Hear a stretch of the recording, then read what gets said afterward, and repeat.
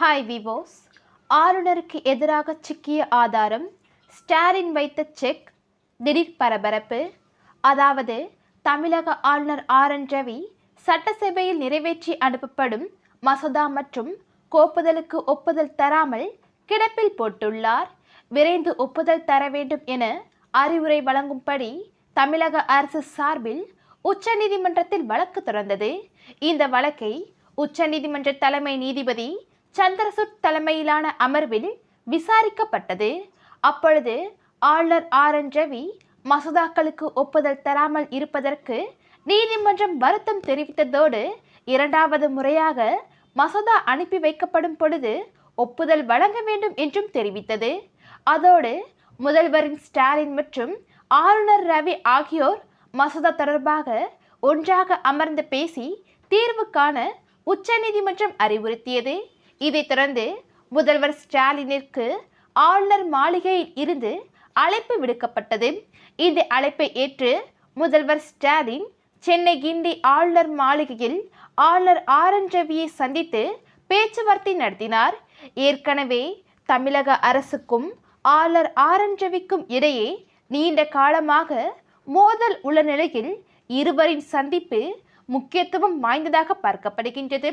இதனைத் தொடர்ந்து ஜனவரி மாதம் தமிழக சட்டசபையில் முதல் கூட்டம் நடைபெற உள்ளது. பொதுவாகவே ஆண்டின் முதல் சட்டசபை கூட்டத்தொடர் என்பது ஆளுநர் உரையுடன் தொடங்குவது வழக்கமான ஒன்று. ஆனால் கடந்த ஆண்டு நடைபெற்ற கூட்டத்தொடரில் ஆளுநர் RN ரவி தமிழக அரசு வழங்கு உரை புத்தகத்தில் இருந்து திராவிடம், பெரியார் உள்ளிட்ட வார்த்தைகளை வாசிக்காமல் விட்டார்.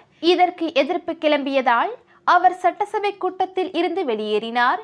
இதனால் இந்த முறை தமிழக அரசு சட்டசபை கூட்டம் ஆளுநர் உரையுடன் தொடங்குமா என்பது கேள்விக்குறியாகவே உள்ளது.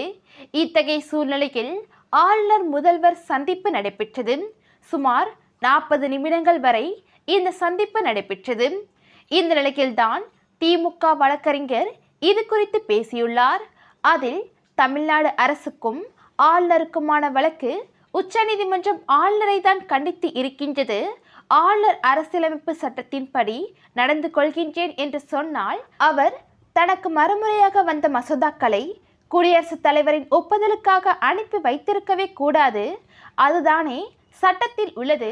ஒரு முறையாக மசோதாவின் மீதான பரிந்துரைகளை கோரி சட்டமன்றத்திற்கு அவர் திருப்பி அனுப்பி வைத்து விட்டார் என்றால் அதை மீண்டும் நிறைவேற்றி சட்டமன்றம் அவருக்கே திரும்ப இரண்டாவது முறையாக அனுப்பி வைத்ததால் அவர் கையெழுத்து போட்டே ஆக வேண்டும்.